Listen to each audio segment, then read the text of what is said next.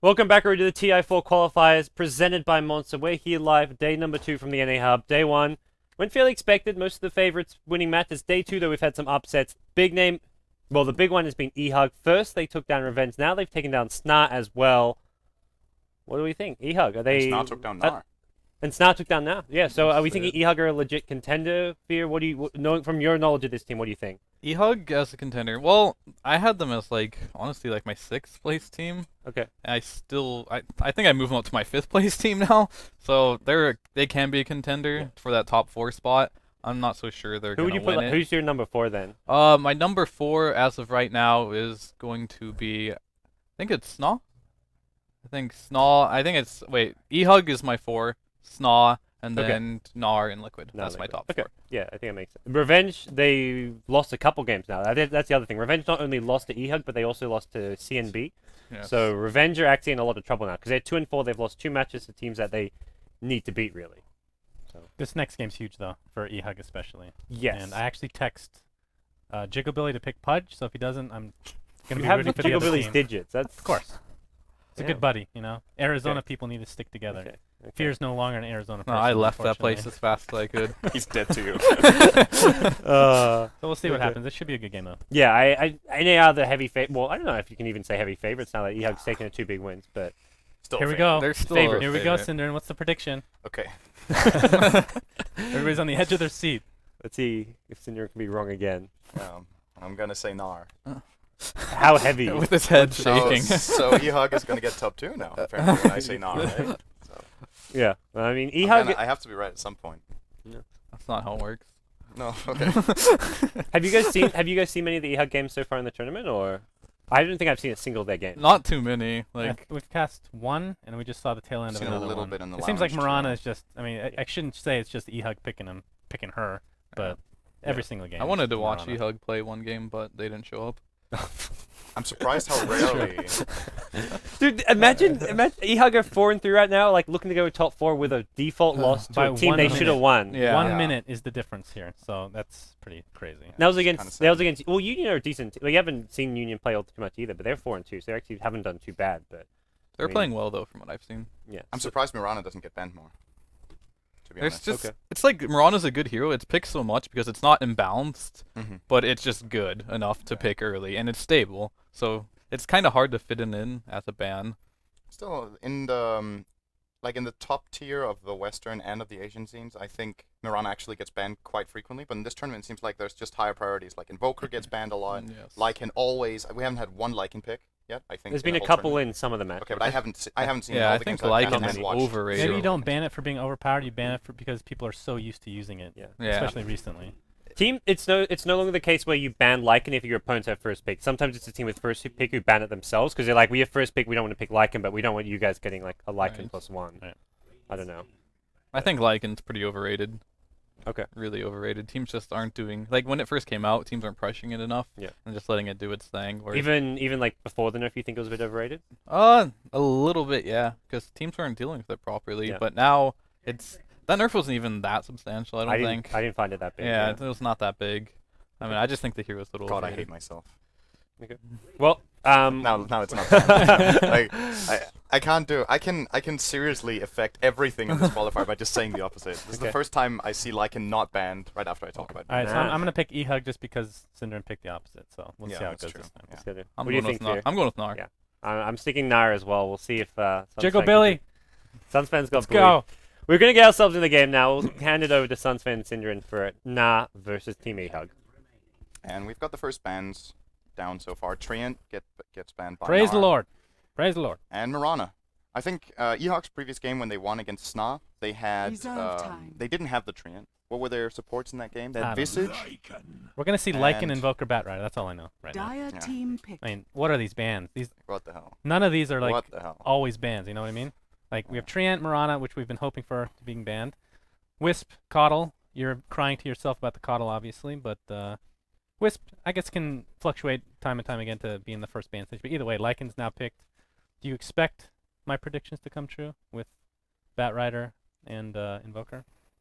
I think NAR will definitely get one of 10 them. seconds remaining. And both, it's pretty flexible. Of course, They're going to get one of them and both. 5 You seconds mainly want to remaining. play Invoker mid, and Bad Rider's very flexible. Can play him off lane, can play him safe lane 1-on-1 if you want. You can even Reserve jungle time. him if you feel like going greedy. So, and it's also a pretty good hero to have against Lycan. Like single target lockdown is the way to go if you want to fight Lycans. And of course, the even better thing is if you can prevent him from snowballing in the early game. So Right. strong lane or countering him in the jungle if that's what he does, which is very rare these days. Mainly Well, goes mid or safe lane. I think Batrider, Dire especially with the team nerfs, we were talking about the nerfs not being that substantial to Lycan, because his HP wasn't the reason he was played, essentially. Like the No. HP gain that you get from using. But Necronomicon got nerfed a bit. So. Oh, that's true. That's But actually still. that's a good point. But either way, like Batrider picking off somebody like Lycan who can't do anything about that, as long as you can click him correctly, not one of the wolves, the actual HP nerf that they instituted might actually make a difference for something like Batrider against the Lycan. Yeah, Invoker, 10 I would be seconds shocked if he's not remaining. picked in one of these next two picks. But they're going to go for Shadow Demon, Radiant which is team good because pick. you don't want the other team getting Shadow Demon against Batrider. So. Oh yeah, but there's still some other alternatives. We've seen Disruptor being very useful against Bad Rider. We've seen I don't think we've seen Venge so far in this tournament, but it's also one of the classic counters to Bad by just swapping out Bad Rider in the moment he lassos to break the. I haven't lasso even thing. seen the Vengeance aura change No, we haven't in a even game yet. seen Venge in this tournament so far. I think not even I mean, once. that which is wasn't a little like surprising. that to was a me. buff. Obviously, it was kind of a. It's one of those. You're 10 sacrificing your seconds life, you get remaining. something in return for it, Yeah. which I think is pretty cool. But I guess nobody else seems 5 to feel seconds that way. At least remaining. the people who are playing. It's been picked One once. Venge spec. Okay. Okay, one time in the qualifier so far. Reserve So. time. Yeah, what I think is really interesting about this so far is actually, like you said, the bans are different than what we usually see, and I think the IO ban here from Team eHug, it seems like the only team so far that at least that I've really noticed that IO gets banned against is NAR, where teams just don't want to give that away to Fogged. And then in the last game when NAR actually had the Wisp, that's the only game they've lost. Enchantress. So it's a little strange to see teams still Radiant banning it out, but team eHug is too banned. worried about it. Same with the Coddle. That was the support duo that NAR had in the only game they lost so far, and that's the ones they banned. Right. So that was arguably also just an off game for NAR. Dire team Everything went banned. wrong in that game, apart from the laning stage. So yeah. Enchantress being picked, so the push is already evident for eHug. I still think Invoker, if he's not banned, he's going to be picked up by either Radiant team because team banned. obviously if you go Quasa Exhort, the Forge Spirits will help you in your push along with Howl and all that good stuff.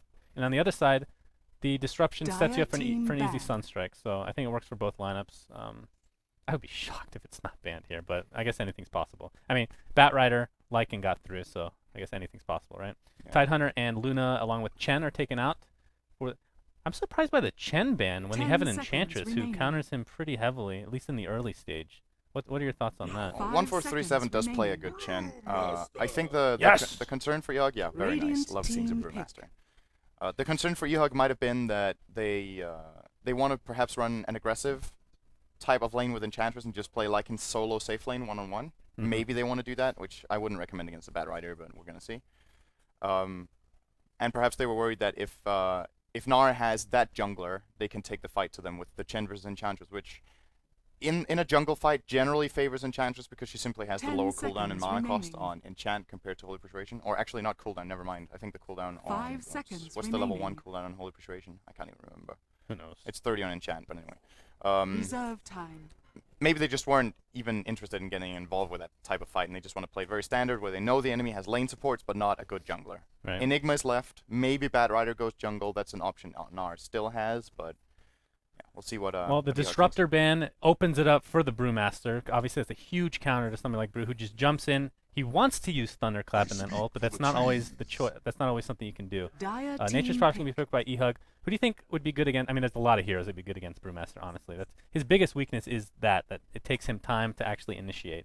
Any silence, like a silencer or anybody that picks up Orchid, would be a good choice. In fact, as much as I love Brewmaster, he just hasn't seen a whole lot of success recently. No. At least to the games that I've Well, watched. I feel like a big part of it is also that, to me, Brewmaster's a good hero, but it's generally one you want to build a lineup around. So you want to 10 have good seconds synergy either remaining. in terms of taking objectives, like team fighting lineups that can take 5 towers. So you want seconds some pushing remaining. power or some really hard-hitting carries that can bring down the buildings. And I think mainly Reserve the area where time. he's successful is China, where they are really good at playing this kind of team fight. A team like DT, I think, deserves special mention there for Air, who plays an incredible Brewmaster in that team. And they just build the lineups around them. And I feel like a lot of the time the Western scene when Brewmaster's picked is kind of a subpar lineup where it's like, well, if you Radiant don't pick it team into the pick. right kind of lineup, maybe you don't understand the hero strengths, and then maybe you also don't play it individually as well. So I think it's, I think a silencer here would be amazing. Both Silencer's against okay. Naga and Brew. I think Storm is really good too. But though. more importantly, the thing I just realized today is that the eHug logo, it's gonna make me sound like an idiot. It's two people with their arms around each other. I thought it was two people making out for some reason, but now that I look closely at it, it's nowhere even near that. I don't know. What are your thoughts on What are you that? Tana? talking about? It's a 10 tooth seconds in red and remaining. black. Yeah, God, that's some cavities that 5 guy has in seconds apparently. remaining. But what are your thoughts on the Naga? I'm not really surprised that you didn't figure that out by the logo. You. Reserve Speaking of time. which, the great transition from that is the great segue, I should say, is I bought you your companion today. So Yeah. you guys don't need to send him anything. Every time he opens his compendium, it hate actually this. says "gifted from Sunsfan" on Yeah. the first page. I so- really didn't think that. So the problem is for some reason I couldn't transfer funds to my account while I'm in the US. It just doesn't work. And then I asked you to buy me the Dire compendium. Now team every ban. time I open that up, I just see your smug face when it says "gifted by Sunsfans." That's right. It's even worse than if you Enjoy wouldn't that. have bought it for me. Enjoy that for the rest of your days. Doom is going to be the pick. Obviously, great against Brewmaster. I could kind of like to see a Blink Dagger on Doom this game. Yeah. A Blink initiate before 10 Brewmaster can get his seconds stuff. In remaining. fact, Brew can't even do Thunderclap at this point. You just can't. You can't You have to risk blink it. split 5 instantly. Yeah, seconds Doom is in remaining. a good position, of course. But to me, the main thing about eHug's lineup here is that I feel like Reserve time. it has synergy in terms of how it can brute force towers really early on. You've got the Treant, you've got Enchantress Creep, you've got Lycan Wolves, you've got Howl for all of that, and then you have a Doom who probably gets an aura, maybe the Wolf, maybe the Centaur aura or something like that, and then can frontline tank with Scorched Earth on. But I'm still...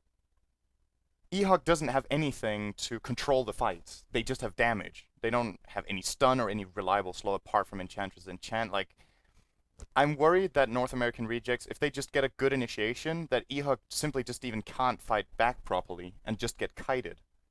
There's a Demonic Purge from Shadow Demon against the Doom, which is obviously terrible against Lycan, because in his ult he's not slowed by that. You've got the Bat Rider. Radiant If he team picks out... ban. you can imagine eHug wants to start sieging a tower, Bat Rider has a blink, he picks a target, he pulls him out, and then the fight's just over, because eHug can't follow up, right? They don't have anything for that, so... You know who would fix all these problems? Pudge? That's right. Yeah. Good guess. Good guess. Pudge for I Jiggle highly Billy. doubt we're gonna see it, but that 10 would be seconds quite remaining. amazing. Really an awful Pudge game now. It's like the worst Pudge. Hey, 5 you haven't seen seconds Jiggle Billy play remaining. him, okay? It's legit. Yeah, I guess. Well, if he plays him in a weird way, then maybe a weird time to pick it would be now. So That's Dire right. team Tonka being the pick. ban, So- which actually would have been a decent pick as a. If it was an, is this a Naga support? that's, I mean, that's ensnare the- and Snaking and plays with disruption carry mid into a generally. torrent is pretty sick overall. So they're gonna go for Oh, Dazzle boy. though. So it Radiant looks like Naga team will be pick. the carry. Okay, so the lane that NAR is probably setting up for here is the Shadow Demon Naga Dazzle lane, which is an absolutely insanely strong lane. So there's a lot of synergy between these heroes. Naga Siren can ensnare, and you have two ranged heroes that can attack. You can disrupt the enemy target, and then you can set up with Shadow Wave with that. And on top of that, you can have disruption and the mirror image. So you have plenty of allied targets for the Dazzle Guild to go on to. It's also great for them to have the Dazzle Grave 10 against Doom, so seconds they can keep the target remaining. alive, maybe get him back into the fight. Especially the Brewmaster is a really important 5 hero that seconds remaining. and the Dazzle Shadow Demon combo is actually a really common one that we haven't really seen in this tournament, but that's very Reserve predominant time. in top level play, both in the West and in the East, because these two support heroes, generally the way team fights happen is that you initiate on a target and that's how you set it off, but when you're looking at NAR's lineup, who do you go on? You go on the Shadow Demon, he gets graved. You go on the Dazzle, he gets disrupted. You go on the Naga, she gets disrupted or graved. You somehow get Shadow Demon and Dazzle, there's a Song of the Siren. Like, initiating into the NAR lineup is an absolutely insanely hard task, and eHug doesn't even have the tools for it. They have no counter to the Bat Rider initiation at all. I mean, they have Doom, I guess, but I mean, I wouldn't call that counter initiation in that case. 10 I think seconds Venge would be remaining. fine. They still need the support to go with Lycan because Enchantress is going to be in the 5 jungle. seconds Their remaining. lineup is a little odd, like you said, lacking stun, CC, so they go for Shadow Shaman. So push is obviously the priority here for eHug. They're not Yeah. feeling very comfortable going to the late game. Although, I mean, there's some late game potential, obviously, with Lycan, and to some degree, Nature's Prophet and Doom, but it's still push. They To just me, wanna this push. game is decided at 25 minutes. It's like, either eHug pulls through and manages to end the game, or they're going to lose it late. So eHug's going to win this late based on your anti-prediction. Yeah, of correct? course. Okay. Like, based Just on my making sure. logic, nothing I say is going to happen. Yeah, so. that's all good. But yeah, eHug has incredible brute force. I think the most important thing for them is that they get off to a good start where Shadow Shaman gets levels and where Lycan gets farm. Because if those two things do happen, I think it's actually okay for them that Naga Siren gets free farm. Because the time when she comes online and starts being really dangerous is generally you get a fast Radiance mid that's around the 20-minute mark, or 16, if you have a good game, 16 maybe. Is this going to be a Naga mid with Brew in the tri lane, or Or a Brew safe, gonna you're be right, it mid? could be a safe lane Naga. It's probably Brew mid, actually. We'll see that in a minute. If it's a but- Doom versus Brew, I think Brew does pretty well. He's Any pretty good melee in he that one, does yeah. pretty well against. Prepare for battle. But yeah, as far as that matchup goes, the timing window when Naga gets the Radiance, you want to farm a little longer. You want to get a Manta and or Diffusal or maybe a Heart or something like that to transform yourself into a beastly late game carry. But if that timing window for NAR is 20 minutes plus, then that's the time by which eHug should have taken towers and starting to take map control. So it's kind of like the brute force lineup versus the holding lineup, and whoever performs better in the first 20 minutes will probably win the And game. of course, the last game we cast eHug, their biggest problem was that they weren't starting fights until 20 minutes in, and this is definitely not something you want to do this game, as we might have Clash of the Titans here. We'll be going to the lineups very shortly. The disruption is there. Vogt is really Not fast. quite He's got in boots. range. I don't think they can follow it up with much, though, can they? Naga's too far away.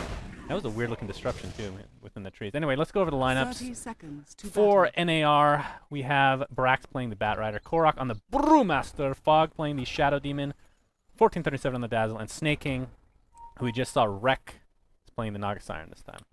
We've got Pandago playing as the Shadow Shaman for eHug. Justin will be playing as Doom. I'm a Sheep, parenthesis, sucks. We'll be playing as Enchantress. We've got Cakes playing as Nature's Prophet. And finally, Jigglebilly will be playing as The Lycan. battle So begins. these lanes are really weird. Like, eHug are putting a Prophet mid and a Lycan off lane, which I feel like this game is a game where Lycan needs to get farmed, but it looks like NAR has read them. They're playing the Batrider safe lane against Lycan. This is such an easy matchup for Batrider, to be honest. Like, when you have the safe lane, it's such a big advantage.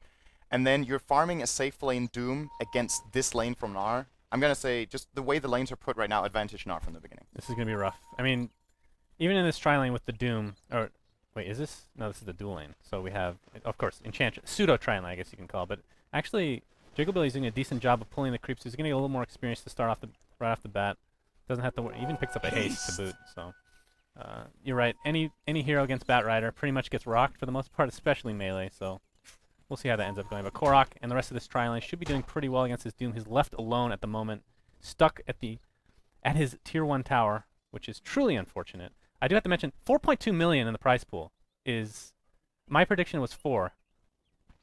It's pretty insane. Yeah, And of perhaps course, I'm going to be right for once. well, you might be right about that, but you Oh, wouldn't. boy, Pandago. Thunderclap. Pandago's really low and actually getting blocked by Doom. It's going to be first blood going the way of NAR. And even Korok, Doom. 15 HP. Good tango usage there is actually keeping him alive. I did want to mention the 4.2 million. You've not put anything into that price pool yourself. Oh, what? I put 2.5 in there. That's a I lot. have a compendium.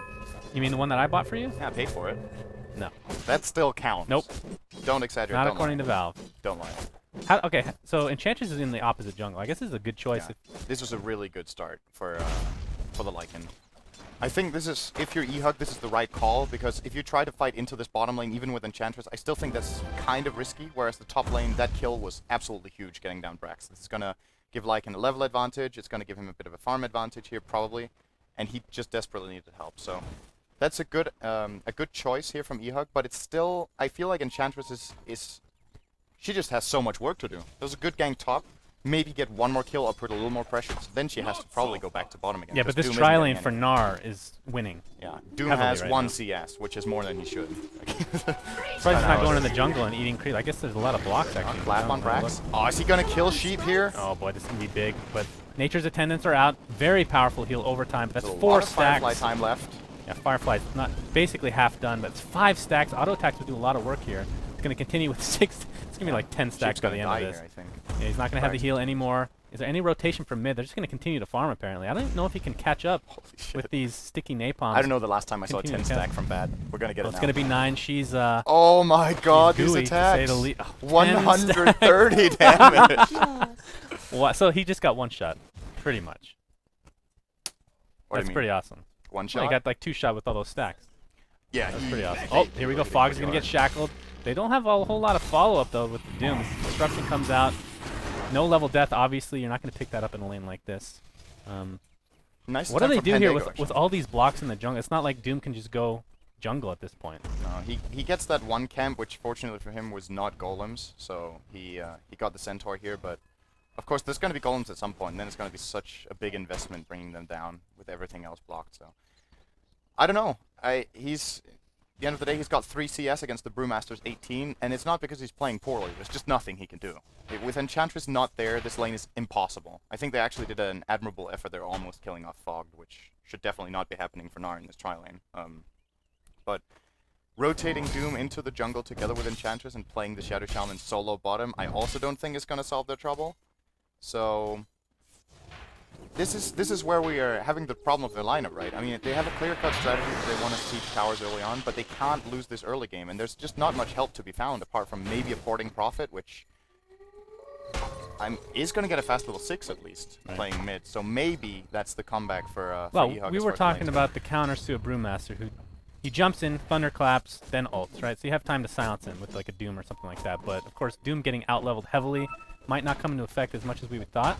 So perhaps do you think Nature's Prophet needs to go for an Orchid this game, like first item, to try to counter this free farming Brewmaster? I think he needs to go for a Necrobook. I think this is like an all-in from eHug, from the draft for me. It's one where you just really put pressure early on and you want to go. The Orchid is great against the Brewmaster, but again, what does it really provide? You stop him from using Split, then he gets disrupted or graved, you just buy time, and then eventually he gets it off. As long as NAR can kite eHug's lineup, they're going to be winning the fight. So what eHug needs to do is they need to have so much brute force power that NAR has to take a fight that they're disadvantageous in, and then we're Enchant along with the beautiful tomato Ursa, but Korok's not able. It's actually half HP. Good damage.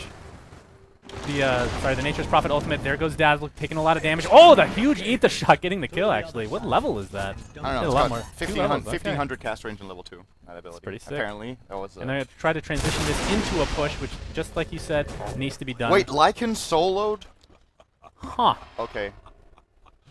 Yeah, I guess you're happy with this. Some prediction. Jiggle Billy did it. It is Jiggle Billy. What do you expect, man? Best player NA, for sure. No doubt about it. Arteezy's got nothing on him. Disruption coming out. Korok's going to get a nice thunderclap with the Soul Catcher. Pandago goes down about 3 hits. You did. Disruption Soul Catcher is quite possibly the best combination for any support in the game. It's so hard to counter. But we're talking about how good Batrider is against pretty much every hero, including especially melee.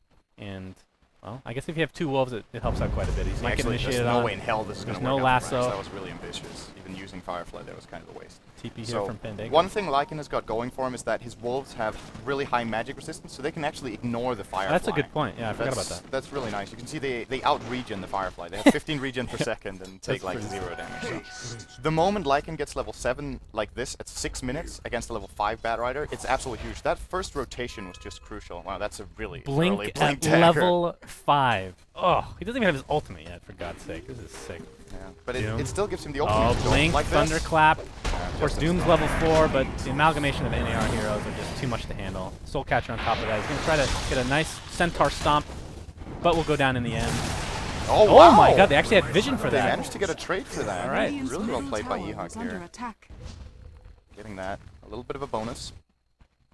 But for me, the main part is still look at we need to keep an eye on this Lycan. Like, how is he progressing? He's got 40 CS. He's got almost the highest in the game playing this lane. He's done so well. I'm really surprised, even with the gank, how well he's been handling this top lane. It's not the worst lane for Lycan, but certainly also not the best. But that Enchantress rotation early on has just been playing the biggest role in this game. While we have some time, we can go to Brewmaster real quick. We've talked about this person. I don't think on stream though. The icon for Drunken Brawler changes. There's 3 icons now. So if you have a little bubble effect, it means the evasion's going to proc on the next hit, and there's like a little slash for the critical strike. That was I think that was the only change actually for Brewmaster in the last patch. So something to keep in mind. Of course, when you pop your ult, it renews all of it as well, right? Like the critical strike on top of.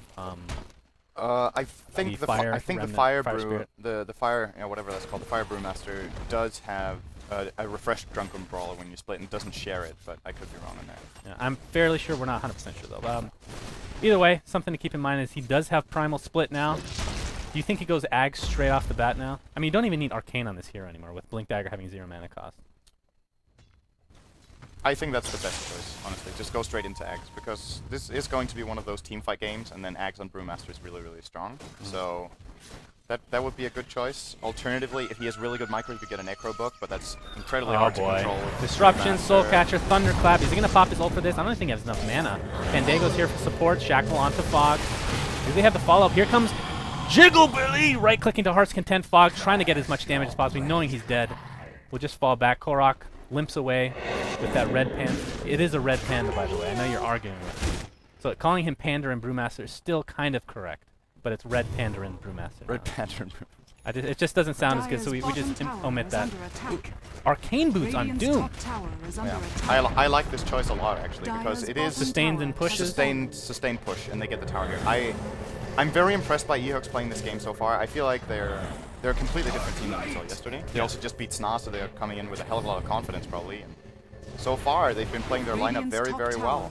And if you're NAR, you're a little bit worried here because sure, Snake King is getting great farm, but that Radiance with an absolutely free farming Naga mid, we can look at something like maybe 15 minutes on the Radiance, which if this pace is kept up by eHug, he might have lost 4 or 5 towers at that point. Right. What was nerfed for her again? I mean, she was like a first. The damage on mirror image only, I think. Wait, that's it? I thought there was one more. No. No, the Riptide doesn't go through magic. Riptide doesn't go through BKB. Or the debuff, I should say, doesn't go through BKB. It got smaller E2? Yeah, the radius I thought that was decreased another a version. slight bit. That's right. Okay. So a lot of small little nerfs there for Naga Radiant's Siren. middle tower is Dropped her off under the scene attack. for a lot of these games. Used to be a Radiant first pick, first structures ban are material. fortified. Tier 1 tower taking a lot of damage. Fortifications forced from eHug, but the tower's going to go down one way or another. Actually, there's the initiation on a Pandega. We're seeing the Primal Split for the first time. Right clicks. He's dead. Denial denied by coming out one from Nature's Trin. Prophet. Okay, yes, 4, but And they have Howl, but it's still impressive, Cinderin. Okay? Very impressive micro. They do a lot of damage. with Howl. impressive micro, a click. Hey, Wow. That- Wow. technically speaking, that's micro. Okay? Especially for me, that's impressive. You've seen my micro, like Brewmaster, for example. It's just, I've seen your... it's impressive. That's not even micro. Here we go with the net worth. Very even game overall, which I'm very happy about because we love to see upsets here in this qualifier. That's sexy StarCraft 2 bar. Love it. Yeah, stolen from StarCraft 2. Copyright. Borrowed. Blizzard will be coming very shortly. Giving it back. Korok after looks like he's going qualifiers. for drums next. A little bit conservative for your taste. Uh, I mean, even like I don't know if you can call it conservative because like Aghanim's conservative. It still gives you a ton of Radiant's stats, so top it's not tower is exactly under attack. like you're just using it for the attack. I actually on think your ult. Korok might just get the Bracer, just as like a little bit of value boost here, to get a little more mana pool, so maybe you can get 2 claps off with a few 1 charges. I think upgrading it to Drum is not the right choice. Sure, you still have the Drum Aura on the first split, but Radiant's top it's just- tower has been denied. cost benefit from that, in comparison to getting Drum and Brewmaster is really overrated in general, but I see a lot of players getting it, I just don't really feel it. Well, I think it was more evident back in the day when Radiant's Blink actually bottom did tower cost is mana. under Exactly. So that was more Yeah. needed back That then. made a big difference. That's a really good point. So you Brax- either get Drum or Arcanes back then, Right. generally.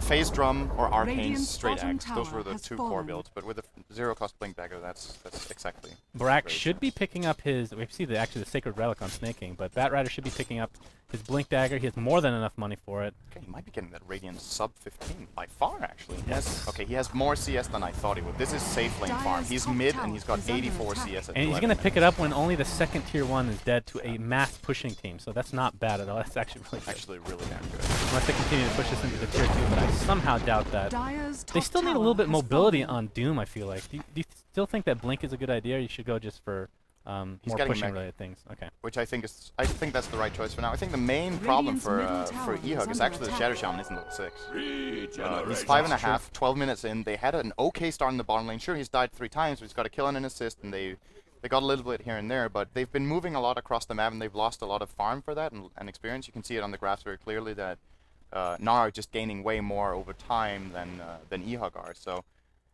NAR have managed to take 2 towers, which is the same as eHug, and they've done it with like 1 or 2 heroes who've just been split pushing and didn't even get stopped. They actually took 3 towers. NAR is leading with towers. There's a lasso right after the lycanthrope ball. Of course, he's not going to get any extra HP from that, but he's just going to continue to pursue despite having less than half HP. Not scared is Jigabilly. Not too surprised because he's the best player in the world, obviously. He's going to run away, though. Brax not able to reinitiate in. Everything's on cooldown despite, well, Justin's thinking about it. I don't think we've seen Doom yet. Korok does a Dyer's split top available, tower and he is didn't need to go under for the point attack. booster, so it was just like a value bracer. Here. Okay, I'm not going good. to turn that into anything. This is a pretty good opening. He is going to go for it. Instant Hex Doom! There's Korok doomed. They're trying to right-click. The Impetus is doing a lot of work. He might live through this, though, so what is this going to cost eHug? Shadow Shaman dead. Lycan still very low. Dyer's top tower is under attack. And Justin's going to TP out.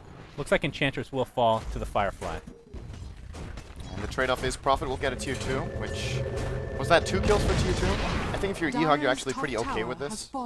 Because for them, it's not about the kills. Oh my god. Right Well, now. he has Grave. He should be okay, I would think. And Naga doesn't even help him with the Radiance. In fact, the Wolves Yeah, go don't to the really care. Radiance. Don't really Radiant's care about middle it. tower. They regen faster than Radiance, right? But the Yeah. Oh, that's, yeah, probably. It's about I think even. so, yeah. Okay. But the Shadow Wave is of course physical damage, so Right. that's a really easy way to kill the wolves if you have Naga on your team.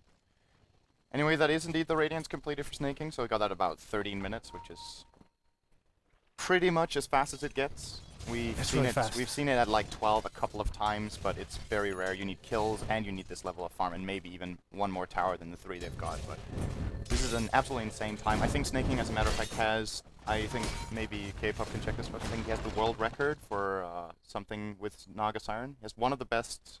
He's Either- one of the best either- something with Naga. Either GPM or total gold earned. Snaking on Naga has an absolutely sick stat that I think we can bring up. I seem to remember that. There's the blink in. Oh, he's gonna get triple his flash. ult off. Oh my god, look at the damage from Flame Break, Firefly, whatever you want to call it. Everything doing so much damage. eHugs already have 2 dead, including the great Jigglebilly. I'm a Sheep pops his heal, but it's just not going to be enough. And Doom is the last survivor. I don't think it's going to be for long. There's a Cyclone. Thunderclap soon to Flake actually bring him back down because he's in normal form again. But Thunderclap should be enough to slow him down. Not even needed. Gets the easy crit. That's actually another thing to think about. When he's out of the form, he gets the crit right away and the evasion right away. So that's kind of like 3 freebies. Yeah, it is a really good upgrade. And I think, so in this game he is maxing up the Drunken Brawler, because not really the best Drunken Haze game, to be honest. It's nice against the Lycan, so he could actually have gone for that build with a max Drunken Brawler. Drunken Haze, sorry. But the really sick thing about Drunken Brawler is, in theory, a level at 1 point in this is so damn good now, because the guarantee is there on all levels. So technically, on the first hit and the first dodge, it doesn't matter what level your Drunken Brawler is. So it opens up for some alternative skill builds with Haze Max. But still, He's only 1,100 away from finishing Ags. That last fight just put NAR in such a good position. Arcane Boots picked up on Shadow Shaman, so it looks like they're just going to continue with this mass push strategy, which they've already committed to. It's too late to change There's their no strategy. turning back. I feel like there was no turning back from the draft. But Look at the net worth right now. It's just off the chart. so far. And eHug is just going to brute force mid and hope for better initiation this time. There is a 50-second cooldown on split, so I think they're going to be giving this tier 1 away and be like, okay, we caught our losses, we got 5 kills with this 1 tower. Or maybe they try. Lasso is available if they can catch. Jigglebilly is really far ahead here. Oh, Song of the Siren. Who are they going to initiate on is the question. Justin? They're going to get Jigglebilly here. Like, Jigglebilly's running around with the wolf form, not going to be able to slow him down whatsoever. He can't he slow doesn't that have guy down. ensnare skill. Disruption. No ensnare apparently on the Hug of Siren. Actually, we've seen that from time to time, but yeah. Cake's taking so much damage to the right clicks of Korok. He goes down. He's the first casualty in this engagement. And everybody on eHug, it just seems like any initiation from NAR turns into an absolute stomp. Just running away is eHug. Last surviving is the Lycan. Just not seeing... I mean, it looks like he's going for Necro now, but these last 2 fights have been he domination. leveled stats over 1 point in ensnare.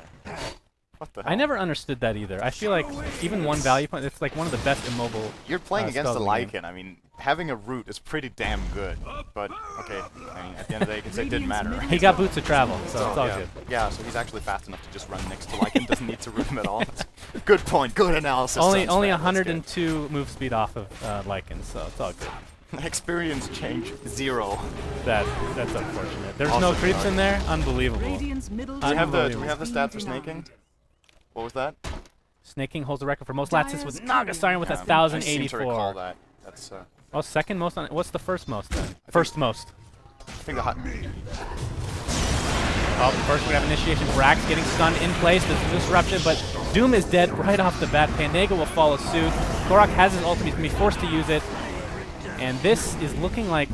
I mean, talk to me 5 minutes ago. It was a really even game, I feel like. And then all of a sudden, after that Radiance pickup, complete domination from Game is over. NAR. Like GG's called. the thing EG could, eHug could have done. EG. Nice Freaking try, EG. EG. What eHug could have done was they could have perhaps tried to spread out a little bit more and get some more split pushing going. They had Lycan and Prophet. The essential thing is they push. But Shadow Shaman reached level 6 way too late. Doom never really felt useful in this game. Right. And NAR just took one amazing team fight. And I think just the overall draft here, eHug, we both said it, the score was 5-4. it ends with 5-20. So 16 consecutive kills for NAR in this game. It was right when the Radiance was picked up too. That it just snowballed out of control at that point. I'd say the Radiance had absolutely. It didn't have nothing to I'm do just with saying it, but it that's wasn't that necessary. was the timing. It was a bonus, It was kind of. yeah, Brewmaster, But Batrider Brewmaster with was a 2. great in this It was game. beautiful. Beautiful to watch. Unfortunately, no Pudge for eHug, which is probably the main reason they lost this game. Thoughts, gods, Great prediction. and You said fear. eHug would win. Hey, you need to have one once in a while. I was right. Good job, I Synderen. You was took the right heavy once. favorite and you got it correct. I did it Congratulations. the last 2 times I was wrong. That's true. That is a good point. So 2 out of 3. Yeah. Okay. Your thoughts, especially. I'm really curious if Fear is going to agree with me on my overall analysis of the draft. Like, if this is. What was your overall analysis on the draft again? Nobody listens to Synderen. It's okay. Sometimes. I'm on the same boat. It's okay. Sometimes. I guess that's a compliment. Anyways, this game in particular, like eHug they kind of went all full cheese mode. Yeah. Like they went total cheese mode. Like if they would have snowballed, they could have won this game in like 20 minutes. And that's kind of where they had to win it as well. But and they did have glimmers of hope. Like the laning stage was rough for them, pretty rough, except for top lane. It went alright for them. Mid did not go so well. Snaking had like what was a 9-10 minute relic or something, and then a 14-minute radiance, which is insane. But after that, they had one good push, and then they kept trying to push, and after the Radiance came out, they just kept feeding. They had one little glimmer of hope when they got like 2 tier towers on bottom, and then they couldn't do anything after that.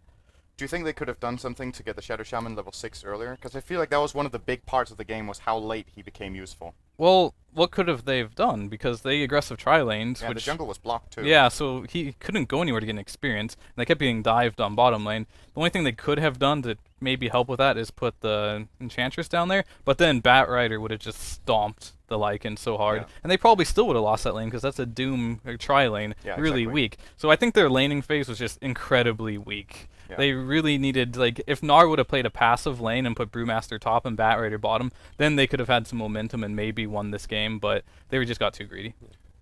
Perhaps what they also could have done is they played a Nature's Prophet mid, and when he was level 6, he got a couple of assists with the ult. Maybe that's when you just let Shadow Shaman go mid lane for 1.5 minutes and get the Mass Serpent. So this is what a lot of we see. This has been a trend that started some months back, is that supports are giving a lot more solo time, I feel, than they did a year ago, where teams are realizing how important it is to get the ultimate up. In the past, sometimes you would see Shadow Shamans running around with level 5 at like 16 minutes because cores need the lane farm always.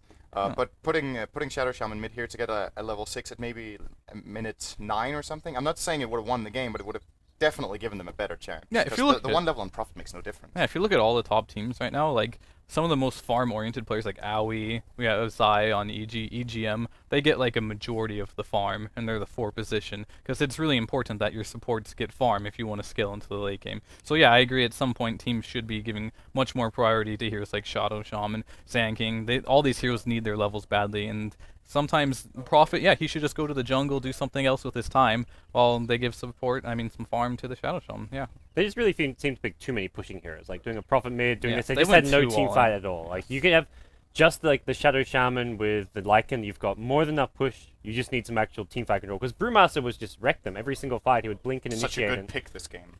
Yeah. I was surprised with that lineup that they didn't even split push, because you're right, they can't team fight at all. Yeah. And there was zero split pushing going on with, like, what is it, Rasta, Nature's Prophet, Lycan? Amazing. Of course, Rasta you talked about didn't have his ult, but still. They just had to avoid team fights. Like, that's the only way that lineup would have worked. Which, with a pushing lineup, you kind of have to like go as 5 and push. So. Well, maybe you avoid team fights for the first 15 or 20 minutes and split push towers, then you get your Necro books, and then maybe you can team fight because you just have raw power. They have Vlad's Necro book mech. Maybe they get a pipe on Doom if things go better. Then perhaps you have a chance fighting into that. It's extremely hard to split push against a Batrider, though. Yeah, that's the problem. I feel like Batrider was a really big factor for them. They had to group up together. They needed to get those wards early, and they needed their lanes to go a lot better than what they did. It was it wasn't all in. So if you're eHug there, do you first pick the Batrider over the Lycan, or do you think Lycan's an okay first pick? It's an okay first pick. I don't agree with Nature's Prophet and Doom after that. Yeah. I mean, there's nowhere to put those heroes. No. Like, they just couldn't lane it. That's what I chalk this down to, like a lane loss personally. Yeah. It's also what I said before the game. This game was going to be decided in the first 20 minutes. Like, either eHug snowballs out of control, take all the towers, or they get one bad fight, and then it's like no plan B whatsoever for this lineup. You can't even you can't fall back on farming because you're just going to get picked off, and Naga has a 13-minute radiance. Like, I mean, their late game was still okay-ish. Like, I think their late game matched up all right there, but like they had no team fight, so it was like Their mid-game. Doom, I feel like, was picked specifically for the Brewmaster, and we saw the Doom one time on the Brewmaster, and they didn't even get the kill. Yeah, it's not easy to it's Doom really the hard playing master. Doom in this game. Yeah. Like, Yeah. who do you go He doomed on? the bat in that last fight, which actually kind of helped prevented the lasso, so it was like a nice Doom in that sense. But, But it's at like, that point, the game was already over. they were never killing anyone in the fight, so. I feel like, again, so we've talked about, I talked about it specifically in the game against Liquid last night, the last game that NAR played, that they draft really wisely. I think their game today where they lost to SNA was not a drafting error, but just a really poor play from them compared to what they can do. And again, in this game, I feel like, in terms of this qualifier so far, to me, NAR is the best team at drafting. They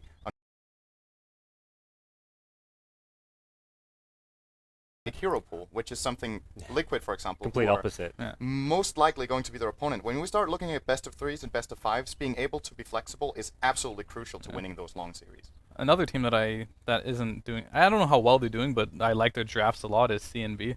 I think I haven't CNB really has seen some. really good drafts, but their execution has not been there. But I've loved their drafts. They so beat far. Revenge, so still in it with a hope. So Yeah. I don't know. The 4th place is going to be really exciting, I think, actually, now. Yeah.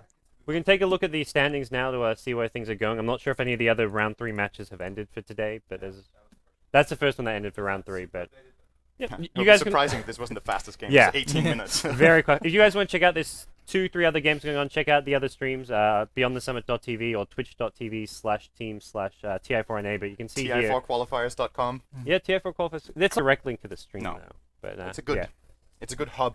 It has, A yeah, hub. it's a hub for all your information, your standings, and hopefully all that which is updated. But So, you can see here. nope, not anymore. Okay, it's all right. You're good. We can see here, amazing Woo! transition. No, it's all right. Okay. eHug 4-4 now. So Does that put them out of contention, you think? No, I don't Not think yet. so. Still barely there?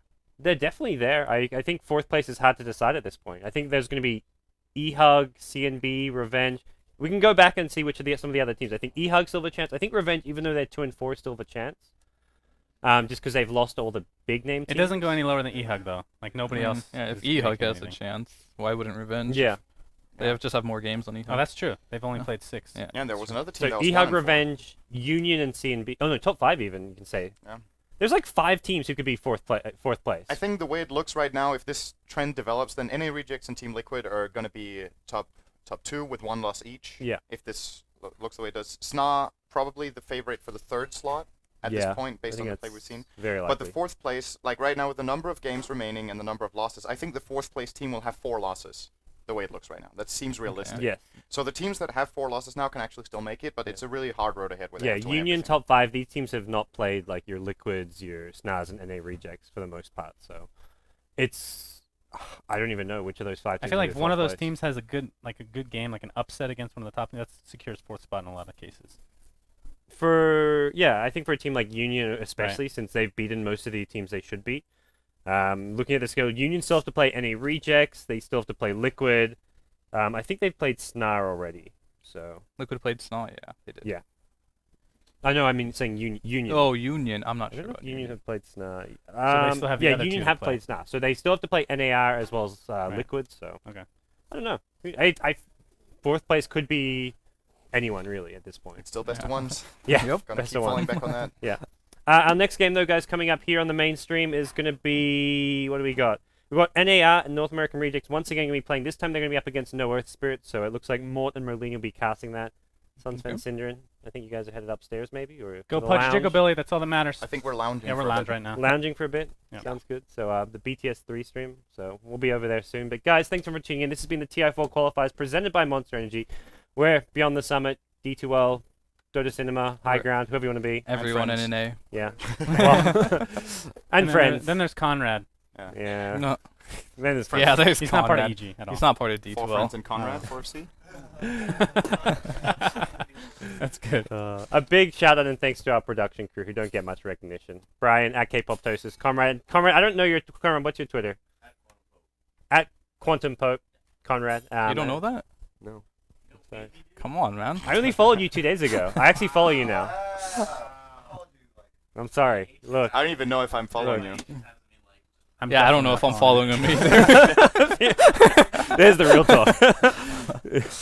And also to Roland as well, but you don't need to follow Roland. He's anonymous. But we're gonna be. Poor Roland. He You refuses guys to be treat shown him on so camera. poorly. He's like the Good. slave of BTS. That's what interns are for. You guys have too many interns at Dota Cinema. No comment. How much slave labor do you guys Hey, use? that's Neil. That's all Neil. That's Man. Neil. Nothing to do with me. On that note, guys, we're going to do a quick break. When we come back, more action from the TI4 qualifiers. See you guys. Syndron's a slave too.